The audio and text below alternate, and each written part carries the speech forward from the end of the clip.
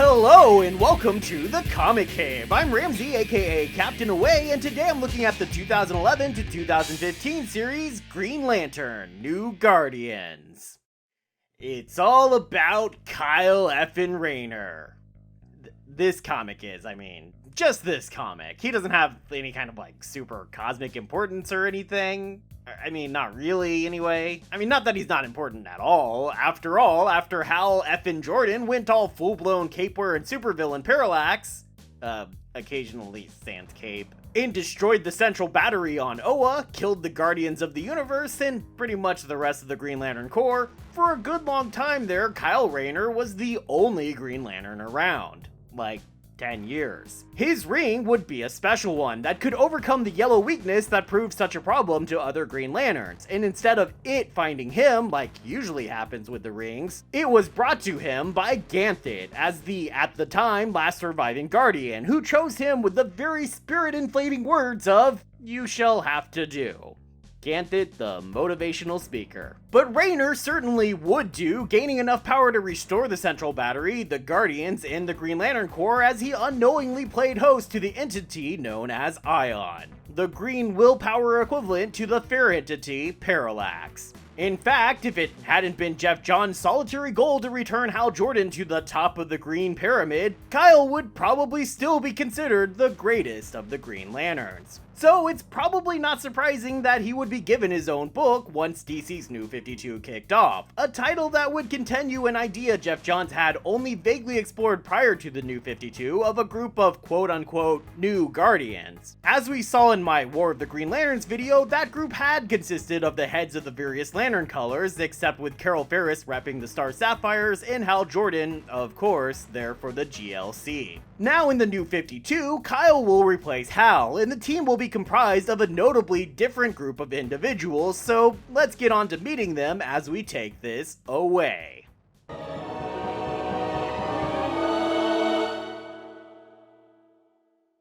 The comic opens on Oa in complete ruins, while at the base of the battery lay corpses of living beings and such things. Which is to say Lanterns and Guardians both. Because we're opening on the events of Emerald Twilight, the story that saw Hal break bad. Though notably in the original story he had destroyed the central power battery by this point, while here it seems to be intact. Not sure if that was a mistake or an intentional continuity change or just a means to establish location. While I did say in my last video that Green Lantern continuity continued as if nothing had happened, that is definitely less true for this series. While the main GL title seemed to be intentionally nebulous about its history, essentially letting you assume that everything had occurred unless specifically stated otherwise, this comic somewhat randomly will declare something as the same or different as before. Case in point, we immediately see Ganthet as the last survivor of the Guardians head on down to Earth with the final Green Lantern ring and deliver it to Kyle, just as he did before, but this time giving a bit longer of a speech where he declares Kyle as having been chosen. Ganthet then takes Kyle away to be trained as a Green Lantern instead of just vanishing like he did before, and then our flashback ends with Ganthet saying that he chose well, giving a very different perspective on how this first meeting went. Back in the present day, we see a yellow, red, and sapphire ring be torn from their wearers and sent down to Earth where they all find Kyle Rayner, who it seems has once again been chosen. Arkillo from the Sinestro Corps, Bleeze from the Red Lanterns, Fatality from the Star Sapphires, and Monk from the Indigo Tribe then all show up, and despite Rayner clearly being confused about what's going on, they immediately assume he's a thief and attack him. Luckily, St. Walker also shows up and helps Rayner get away and return to Oa, where Rayner goes alone to meet with Ganthet. As they point out here, other Lantern colors have been forbidden from Oa, something that technically happened in War of the Green Lanterns, but I didn't really mention it because it was kind of a throwaway thing, and also I was clearly too busy whining about Mogo's designation as a male planet.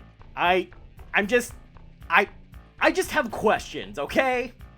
How does a planet have gender?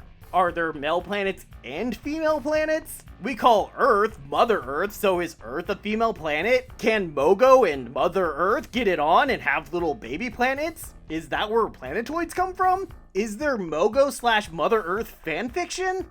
Oh god, that's totally a thing, isn't it? Moving on! All Raynor manages to learn is that Ganthet's had his emotions surgically removed, as we saw in my last video, and that the Guardians don't know what the rings are doing either. They try to take them all from Kyle, but the rings instead plant themselves on his fingers and he's inducted into all the cores at once.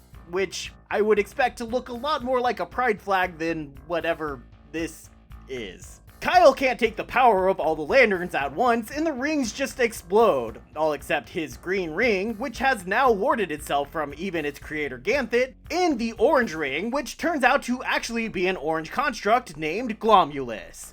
They'll take to calling him Glommy, but I call him Gummy because he looks like a delicious fruit-flavored gummy bear. Gummies. I super need a box of Lantern Construct gummies now. Also, Gummy's the best, so he deserves an affectionate name. Despite being prohibited, the other lanterns that have been after Kyle burst in on the Guardians as well, and even Larfleeze shows up, riding in style on top of Saeed's head. I know in War of the Green Lanterns I said that Ganthet was the last surviving Guardian with emotions, but that's because I was thinking at the time that Saeed had been killed in Blackest Night. But actually, she had been given to Larfleeze as payment at the end of that story for his help against the zombies. So that was a pretty embarrassing mistake to make, and sorry. Saeed and Ganthet were also lovers, in a sense, whatever that means for the little blue meanies, and we even see Kyle tease Ganthet in a flashback about having a girlfriend. Also, I love his reaction to learning that there's a girl guardian. Sweet! Because of course that would be his reaction. With the powers of all the lantern colors turned against them, the Guardians aren't fully able to maintain their dominance, and the group escapes thanks to Monk teleporting them to Larfleeze's home planet, Okara. Arkillo is angry about being pulled away from a fight, but Saint Walker sues him with the blue ring, using its power to summon up an eerily peaceful version of Sinestro and heal Arkillo's tongue, which had been ripped out by Mongol when they had battled for control over the Sinestro core before Blackest Night. Saeed then tells the group about a giant solar system-sized ship that's appeared in the universe, claiming that whatever force removed the rings and sent them to Kyle originated there, so everyone heads over to that. Everyone except Larfleeze, who sends my good pal Gummy in his place, and Blease, who flies off to take a force bath in the Red River of Rage on Eastmalt, homeworld of the Red Lanterns. It apparently allows them to calm down a lot from their normal overwhelming rage, and once a bit calmer, Blease actually heads back to help out her new pals, but we'll get to that. Inside the solar system ship are copies of planets from the Vega system, like Tamaran and Okara, and statues honoring someone they call the Archangel, and a statue of Larfleeze, who they call the Beast. Who keeps statues of people you hate? What is he, a Confederate general? That Archangel guy shows up calling himself Invictus. Turns out he lived 1 billion years ago in the Vega system, a system largely left out of Green Lantern jurisdiction in past continuity because of the Orange power. At that time, the system was a peaceful one, led by a council of wise elders much like the Guardians, even having their own equivalent in peacekeepers to the GLC and a force of beings calling themselves angels. Invictus was one of these angels, but Larfleeze, with his greed, conquered everything and killed most of those angels, because normally anyone he kills becomes a construct he can summon with his ring. But whenever he killed an angel, their essence would instead go to another angel, powering them up, until Invictus, as the last angel, had the power of all of his brethren. With this new phenomenal cosmic power, he was able to easily defeat Larfleeze, but just before claiming victory, he saw that the Beast had killed the Council of Elders already, destroying the future potential for prosperity in the Vega system. And in his moment of grief, he was thrown through a rift into another universe. Now he's returned with copies of the entire system, wanting to replace the planets currently in the Vega system that he sees as obviously corrupted by Larfleeze's influence. Believing the Lanterns to be agents of Agent Orange, he attacks and pretty easily defeats them. But Kyle manages to talk him down, convincing him that the ability of the team to work together despite their different emotional control, especially with Blease showing up to rescue instead of rage, and Arkillo even defending Saint Walker and nearly calling him a friend, which is just so sweet, is all a miracle in its own right. So Invictus does let them go on the promise that they'll kill Larfleeze for him. which mostly just feels like an excuse to quickly end the story arc and move on, but we'll let it slide. As soon as they're off the ship, they pretty much all split up, mostly to get their lantern batteries, but Arkillo learns of Sinestro's betrayal of the Yellow Lanterns and heads to Kurogar to see what's up. All he finds there is the Sinestro Corps' weaponer, the one who created all the yellow rings, about to be executed. He rescues the weaponer, and with Arkillo's ring running low on power, the weaponer gives him a new experimental ring not tampered with by Sinestro. On Earth, Raynor and Bleeze run across Blue Beetle, which is a nice little cameo and a nice little setup for the next story arc that sees the creators of his armor, an alien group called the Reach, attempting to conquer Odin, the home of the Blue Lanterns. This gets all the lanterns except Bleeze and Gummy back together again to defend Odin, with Arkillo even showing up to defend his new bestie with his own version of the Blue Lantern slogan. All will be hell? That's not even clever.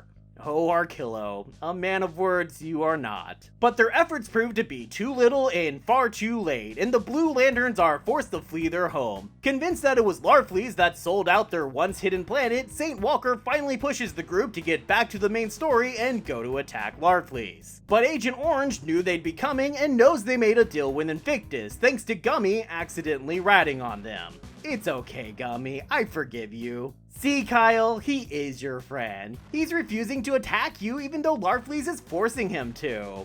He's dead? What? No!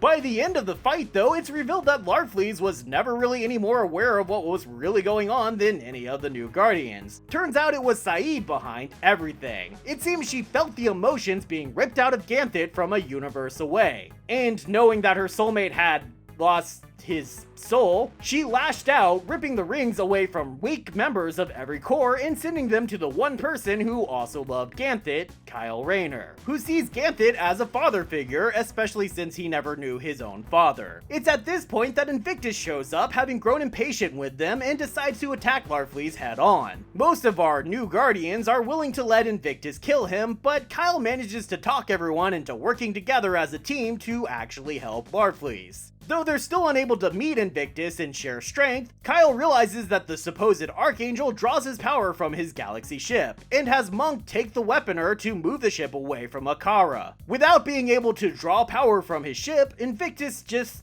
turns to ashes and the storyline comes to a complete end. Angry at having been deceived by Saeed, the entire group just disbands and the series changes course dramatically from here. Returning to Earth, Kyle goes looking for Hal, but instead finds only Carol Ferris and a graveyard full of zombies that nearly overwhelm them until Kyle suddenly channels the blue light of hope, which blasts all the zombies away. Kyle's ring tells them that Hal is dead, but Carol is convinced otherwise. Impressed by his ability to channel another light color, Carol convinces Kyle that the way to save Hal is to learn how to channel all the emotions at once. So they set out together to learn how to do exactly that, going to Atrocitus to learn Rage, Indigo 1 to learn Compassion, and Arkillo to learn Fear. When they go to Larfleeze to learn Greed, though, they're attacked by the Third Army, and Saeed is ripped apart by the freaky creatures.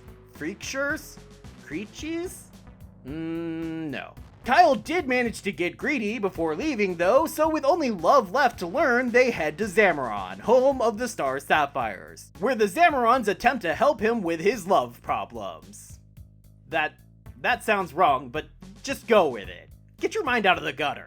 Earlier, we saw the Zamorons had actually sided with the Guardians in their plans for the Third Army, so that picks up again here as they sell Kyle out to Ganthet. But the Zamorons working with the Guardians had only ever been a ploy for them to buy time to find a way to fight the Guardians, and believing Kyle as potentially that option, they join him in fighting Ganthet. But Kyle ends up protecting Ganthet, still hoping he can somehow save his father figure, and when his words in near sacrifice reach Ganthet, Ganthet's heart grew 10 sizes that day, and oh, nope.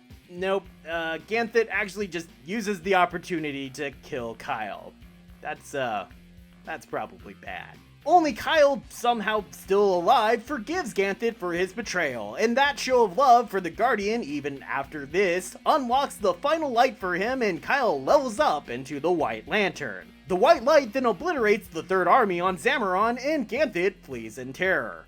You know, given Kyle's history with women, like his history with his first girlfriend, the poor unfortunate Alex, who this series repeatedly reminds us of, I'm glad they decided to go with a familial love unlocking that emotion for him, as opposed to him feeling something about one of his deceased girlfriends, or Surenik Natu, who is literally never mentioned even once in this comic, or even the growing relationship that he has with Carol that they've been hinting at occasionally so far. We then jump immediately into the Wrath of the First Lantern crossover, with this story's tie-ins to that event just focused on the First Lantern taking everyone through alternate universes of what could have been, or giving them uncomfortable reminders of their past. The primary thing he achieves is to show Kyle that his dad, who had abandoned his mom in this continuity when Kyle was a little kid and not before he was even born, is currently the owner of a gas station in some small town somewhere, and Kyle finds himself prompted to reconnect with his old man despite everything. As with the main GL title, at this point, main series writer Tony Bedard, who had been regularly cycling through art teams, leaves the series, and writer Justin Jordan will take over for the remainder of the run, although the art team will still see a fair amount of variation.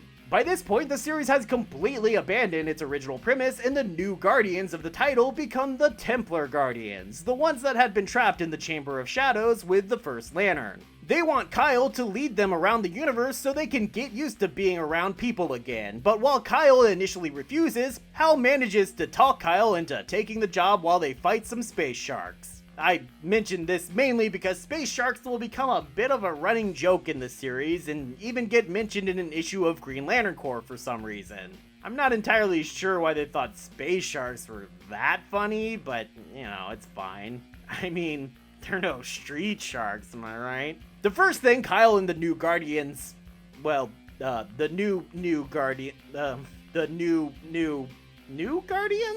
Anyway, the little blue guys, the first thing they do is investigate a giant anomaly that has apparently existed for billions of years. The anomaly is guarded by this guy Exeter, who wants them nowhere near it. But his fight with Kyle ends up awakening the anomaly in the sleeping giant inside, Relic. Relic immediately captures Kyle and draws all of his memories out of him, allowing him to learn all about the various Lantern Corps and their power batteries. The Guardians are then able to summon forth Carol Ferris to help go into Kyle's brain and free him, but Relic has already learned everything he needs to know and sets off to destroy all the lanterns. This leads to the Lights Out event that I'll cover in more detail later, but the end sees Kyle sacrificing himself by pulling Relic into a thing called the Source Wall, which then kills Relic but also refills the emotional supply of the universe. Only after everyone but the Templar Guardians has left, Kyle is spit back out so he can continue his adventures, though the Guardians insist knowledge of him being alive must remain a secret. Most of the rest of the series is spent traveling to various planets and attempting to solve their unique problems. The first of these planets has a mirror that lets its inhabitants see other realities where things have worked out better, and then they steal those events from those realities and replace them with their own that didn't work out so well, creating an endless number of post-apocalyptic terrible nightmare realities.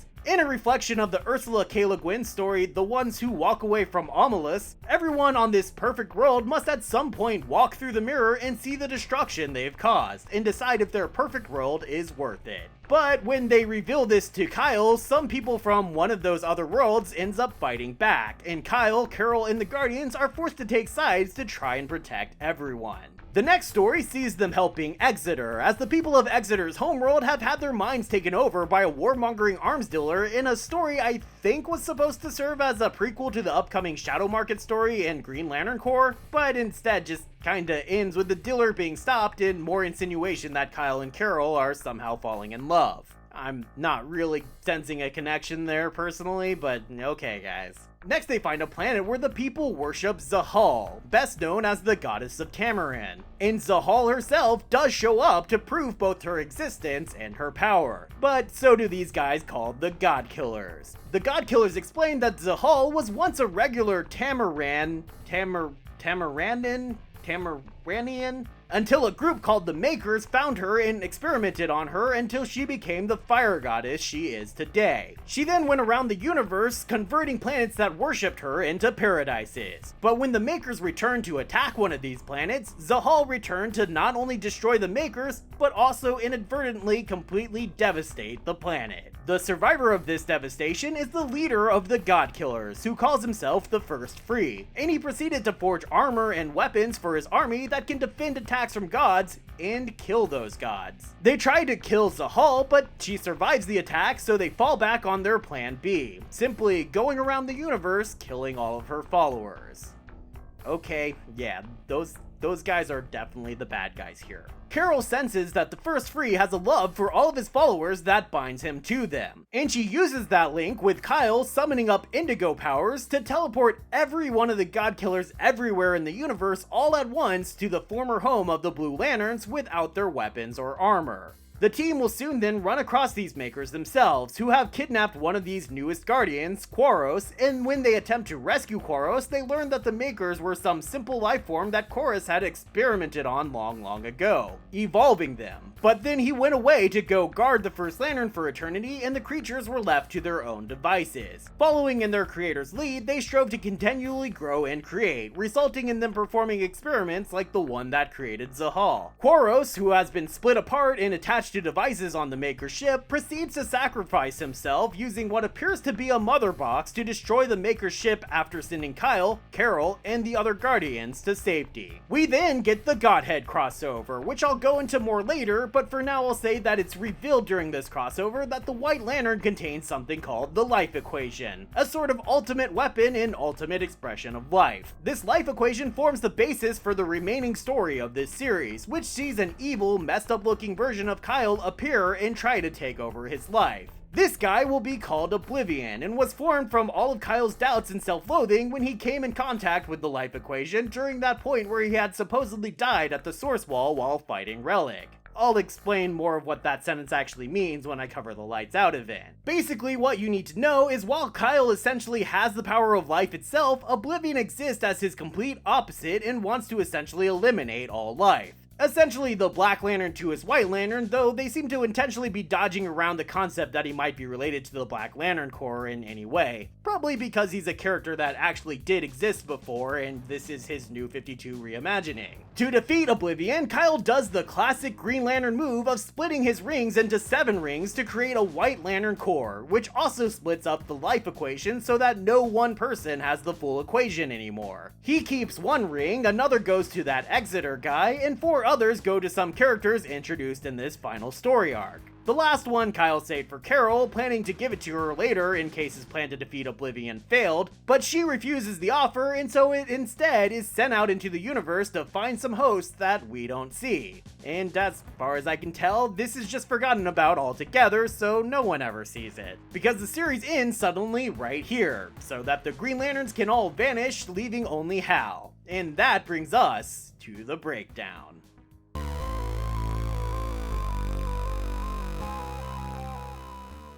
I have to say, I love the original concept of this comic. I've been a fan of the idea of the various Lantern Corps since Jeff Johns introduced them, and the idea of having a member of each corps work together in their own group and their own little title sounds ideal. And I think Tony Bedard does a great job of realizing this vision. Each character definitely felt like they had their own personality and agenda, and there were definitely a ton of interesting stories that could have come out of it. Instead, the concept gets abandoned almost immediately to let Kyle go off solo to become a White Lantern. And then that gets abandoned to fly around Star Trek style with the Templar Guardians. And it's all fine. I would say that Justin Jordan's run isn't as good as Bedard's, but it's still perfectly enjoyable and had lots of good ideas. Honestly, I don't have much to criticize from either of them. But, and I do mean this seriously, all jokes aside, pretty much from the point they killed Glomulus, the series was just never the same. I'll miss you, little guy. So I'm giving this series a recommendation level of high. While it's disappointing that they abandoned the original concept, the creative teams never failed to deliver a quality product that any Green Lantern fan should be able to pick up and enjoy.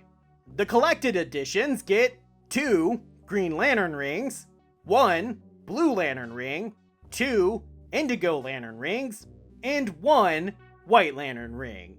Once again, that's a rainbow spectrum of from bad to good, which looks like this, and breaks down like this. Volume 3 is the clear winner here, with 10 full issues, including the giant-sized anniversary issue from Green Lantern that ended Jeff Johns' run, plus several pages of bonus art at the back. Volumes 4 and 5 are both 7 issues plus an annual with no other bonuses, while Volume 1 is 7 issues and a couple pages of bonus material. Volumes 2 and 7 are both 6 issues with a fairly good number of pages of bonus art, so nothing here is really that bad of a collection.